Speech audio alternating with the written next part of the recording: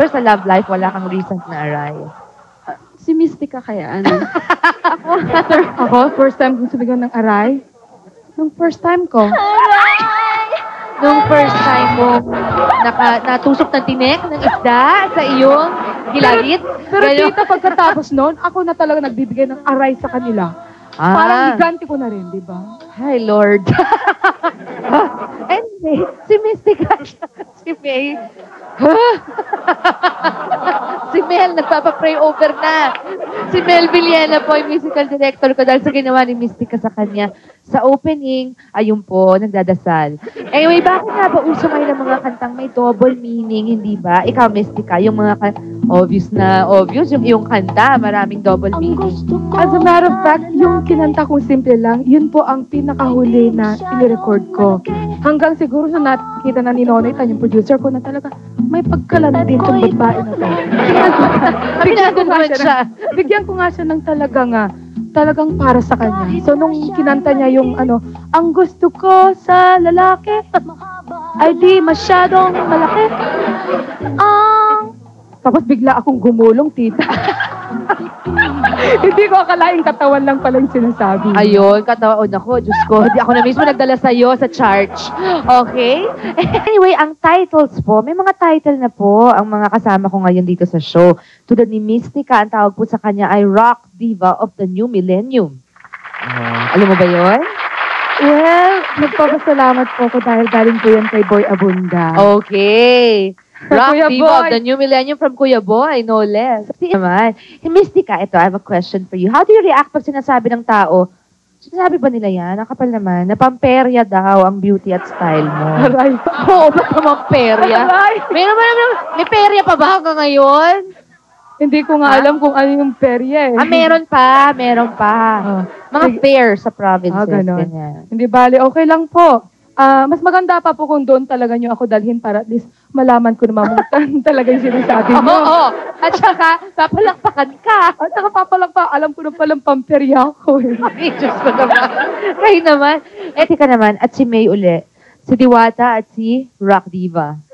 How do you warm up your audience? Naughty din ba ang pag-warm? Kunyari before a major show, umpisa pa lang, ayan. Nag-umpisa pa lang. Paano nyo ginagawang medyo at home yung audience ninyo? Well, ini-splitan ko. Kuminsan, tinatampingan ko. Pero kuminsan din niluluhuran ko. At saka ginangat-ngat ko. Ang alin? Ang microphone. Okay. Teka, saan ka ba natuto niya mga acrobatics ng ganyan? Tita naman kasi nung bago ka maging exotic dancer, doon kailang pag-aralan mo yun. Merong you have to move. Kailangan talagang pag-aralan yung the proper way of doing yung sexy moves talaga. Hindi Teka, yung puro ka nung sexy moves. Oo. Pero yung nagsisplit at saka nagdi-tumbling-tumbling, iba pang Olympics yan? Diba, kasama po kasi yun eh. Kasama po yun. Okay. Kasi hindi lang po yung kikilos kami ng sexy. Kailangan din naman meron kaming choreography, tapos meron kaming pole doon. Kung minsan mga yung talaga, pole, yung naalala. pole doon. Yun, Okay. kasama po talaga. Kailangan Nakikita po ko sa pag-araman namin. movies. Oo.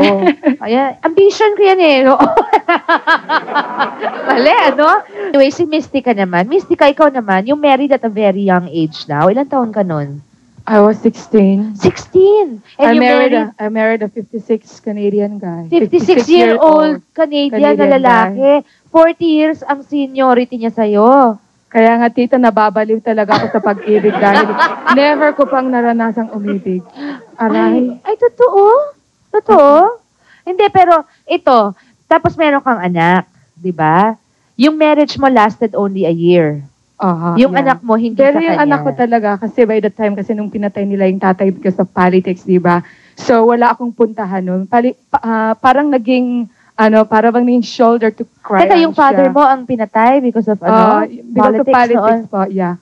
So, by the time nga noon, so siya ang nandun sa tabi ko. 16 ka noon. I was 16, yeah. Somebody to cry on. So, siguro, na-disgrasya. Ayun, naniwala ka sa kanya mga promises, tsaka security kasing habol mo. That's right. Ayun, so how long did it last? Just 1 year? Hindi po, kasi I was 4 months old pregnant by the time nung binala ko na lang umuwi sa probinsya dahil siguro hindi yun ang paraan para takasan ko na I was in grief talaga by that time. So, mas maganda yung ando na lang ako sa pamilya ko dahil walang makakatulong sa iyong problema, kundi ang pamilya mo muna ang tutulong sa iyo. Kadugo talaga. Pero Mystica, I'm That's right. confused. You were 4 months pregnant, not by your husband. Pero you were still married to him. No, I wasn't No more married. na. No. Ilan taon ka before I when you got had married, nag-ano muna ako, nag-give birth muna ako. Before you got married. That's right, that's right. So So, he was 2 months old by the time na iniwanan ko siya sa aking mother. Oh, how old were you nung nagkaanak ka? Baby pa nga ako eh. Ano? Kaya nga laging ang tinatanong ang anak ko, bakit? Si Mystica, mother mo ba si Mystica? Ilan taon siya? Ilan taon ka nun? He's 12 right now. So, you were like 14, 15? 15. Ano ka ba naman, Ineng?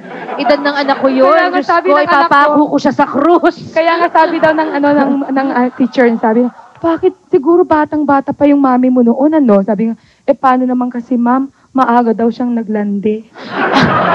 Alam mo, honest siya. At least frank ka.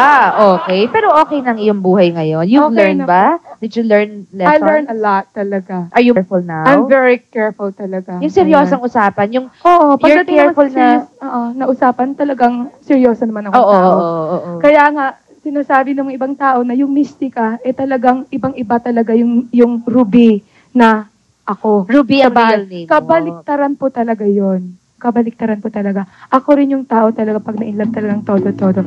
Anyway, Mystica, kunyari, pag regular day, wala kang show na pupuntahan, anong outfit mo?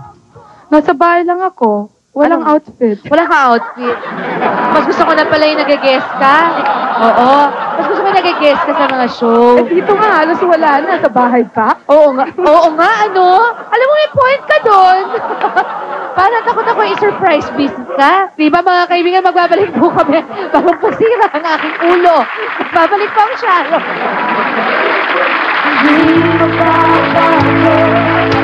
Anyway, si Mystica rin, ikaw, if you had a choice, anong gusto mong, what do you want to be known for?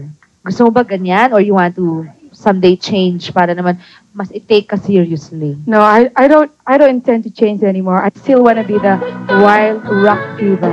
Anyway, mga kaibigan, mamaya po makikipagsabayan po ako sa ating mga diva at diwata when we return. Ang halin mo.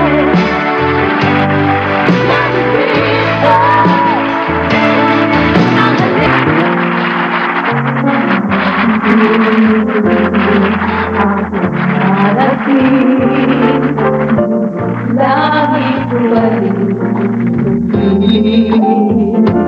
para tayong dalawa'y naging isa.